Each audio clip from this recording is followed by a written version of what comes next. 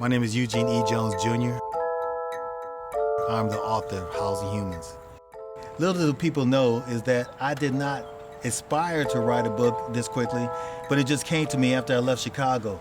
I had an epiphany one day and said, you know what, I think I need to put a legacy down on paper so at least my kids understand what I've done for the last 35 years as they have been included in those 35 years. But I want them to know that, hey, this is something I dedicated my life.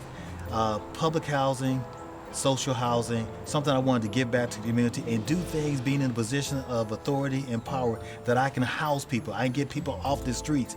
I can do those things that other people can't do. How do you get other community organizations to believe in your direction, in your mission, and to get them to get people off the street to provide housing, affordable housing, and quality of life issues. I think I had a wonderful opportunity. My dad was in the United States Air Force. We traveled all over the world.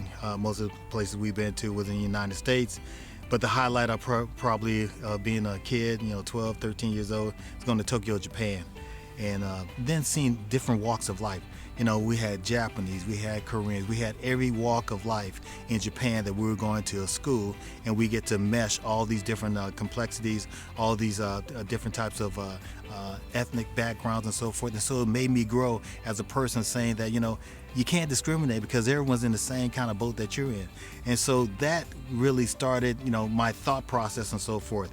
I think the structure of the military, the structure from what I learned from my dad and so forth, and in the Air Force or in the military, it's black and white. There's no gray area.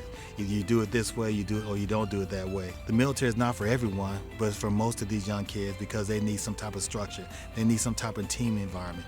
They teach you management skills. They teach you supervisory skills.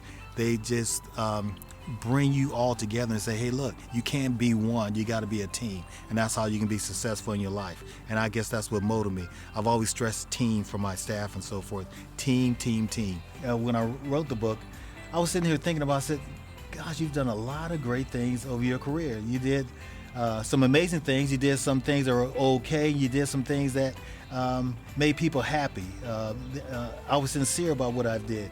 And that's why I wanted to write this book, to put that down on paper and say how you can make things work the right way instead of the wrong way.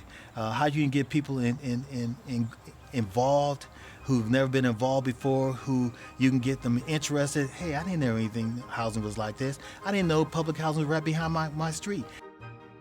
The title that I wrote the book from, Housing Humans, came from sitting around and thinking about Abraham Maslow. I mean, in college, you don't think about psychology. It's a elective that you have to do and so forth. And so, listening to Maslow about self-actualization and so forth gave me that opportunity and say, hey, look, this is really what it's about people, about human beings that want to do something, that want to be a part of something. And how do you make them a part of something and have them take credit and take accountability? And Housing Humans was a perfect title for that.